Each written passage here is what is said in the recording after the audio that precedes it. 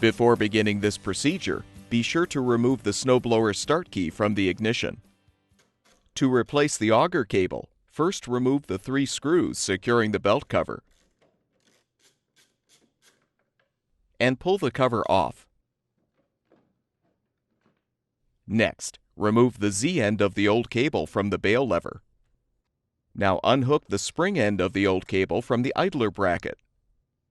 Pull the old cable free of the housing and discard.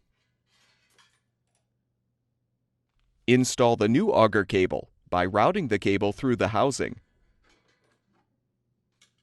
Attach the spring end to the idler bracket and connect the Z end of the new cable to the bail lever.